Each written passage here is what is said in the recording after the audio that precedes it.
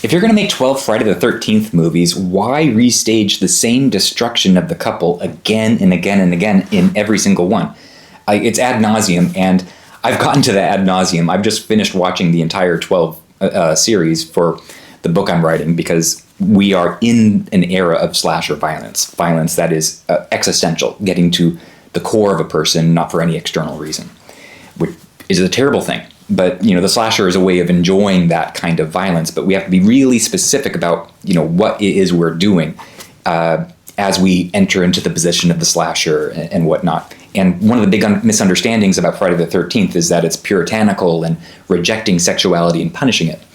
What we're really dealing with in Friday the 13th, it's very sexual, but we're dealing with the formation of the couple that can face Jason at the cost of the destruction of the couple who can't. So something goes on with that couple who can't, the couple who's there to get slashed. And every single one, I think, has a couple who has their moment of bliss and then goes off. One decides to take a shower or have a sandwich, and then they instantly get slashed. And then right after that, the one who is left behind, oblivious, also gets slashed. So why do we have to keep repeating this exact type of slashing constantly? There are permutations, like there's a few times when they both get it together at the same time, but the real thing we're preventing here is the couple who has their moment of bliss and then hears a sound and then goes, "What's that?" Goes out to look, and then is able to see the threat coming and able to confront Jason even if they get destroyed. Because what we're dealing with is this more like base level version of the sexual non-relation. And this is separate from what is at the level of text with Jason, where he's out for revenge. Revenge achieves something. It achieves something for, the big other, or for the way things are in society. So it's not about like sating, my own rage when I go out and get revenge. It's about setting something right, even if there's something wrong with how we do that. It's extra legal and whatnot. So like it can be a wrong kind of revenge, but we understand it. But with Jason, there's no revenge in his constant wiping out people who are out to have fun in the forest. It doesn't achieve anything. What it does gives us instead is this infinite loop. And we're watching these Friday the 13th films in order to wipe out this repetitive loop of slashing couples who are out in the forest to get lucky. It's not revenge. It's wiping out the enjoyment we get with sex itself.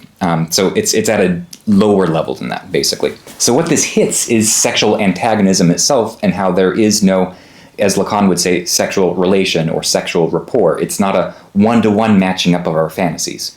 This is completely different from the pre-modern idea of, cosmic energies and male-female wholeness and yin-yang, whatever. Like, that's all to cover up this philosophical fact of the fact that our fantasies don't match up. Our stances on the world, sexually or not, glance off of a sexual antagonism and have to take our own individual stance regarding it.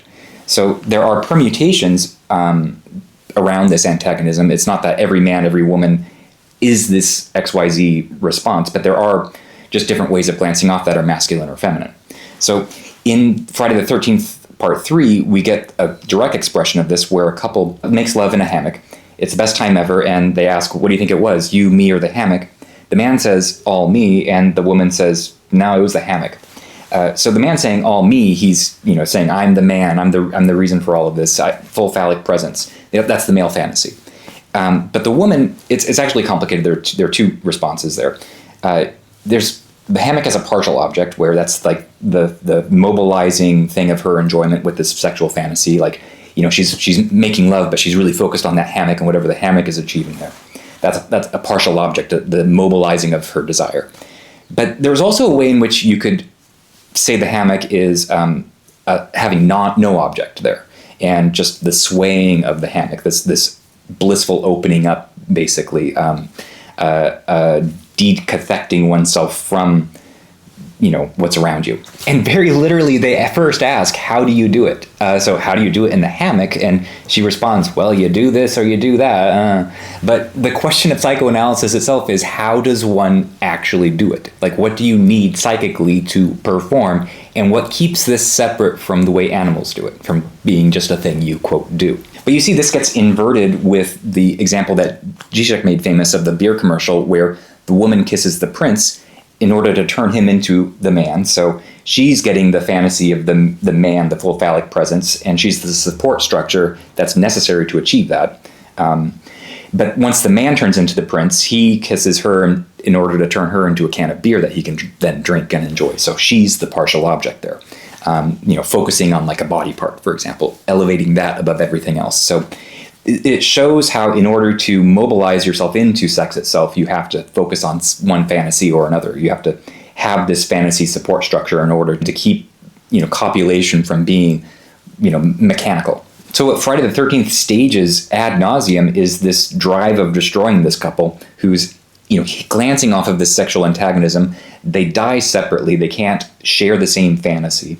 They can't face the threat together. But the couple who's able to, keep themselves from falling into constant lovemaking, they're able to face the threat, face Jason, and undo him again and again and again. Like Friday the 13th isn't about the final girl nearly so much as it's about the formation of the couple who is able to face the threat of Jason and, find the stance that undoes him. So as much as Jason is wiping out the enjoyment of the sexual couple, we are wiping out the enjoyment of Jason's drive to destroy them, to wipe them out. So it's this wiping out of one type of enjoyment for another type of enjoyment, the slasher's enjoyment, this looping of drive. And the only way to do that is to change the loop itself. So that's why everyone is trying to get into Jason's position one way or another.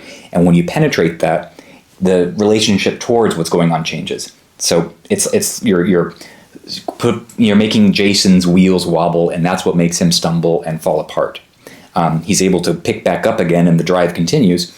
And that's another fact of life where drive just finds ways to keep going and going.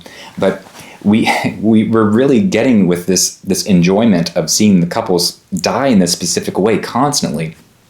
We're really getting to how sex works ontologically. And that's not what gives us what we need to break apart and face the threat together. So as ridiculous as these characters are with their excesses, these are, deeply human excesses that we're seeing staged constantly throughout the films. And the repetition of the couple who, in their excess, gets their moment of bliss and then falls apart, like that's all very foundational to who we are. That's what makes the slashing not just this out there thing of those people who don't know any better are getting slashed. We shouldn't be like them. I mean, that's what makes it us. Like, we're being targeted by Jason, and we find the way to respond to that targeting by prying ourselves from it and getting into Jason's position instead. So we're both things. We're both the couple being slashed and the couple that is able to stop Jason. Please comment if you have a favorite slasher. I think my favorite out of the Friday the 13th is Jason Lives, because we're really getting that camp experience, that real fantasy done most directly there. But I'm going to be working on the slasher more, and if you don't know me, I'm Nicholas Crawford. I wrote The Zombie Apocalypse, Where We've Made It Dark. It's available now. And I've got a lot of videos, too, on horror as philosophy, because horror is really the most philosophical genre about who we are structurally. It's a real privileged site, and that's what I engage to in my book. But follow if you want more on that.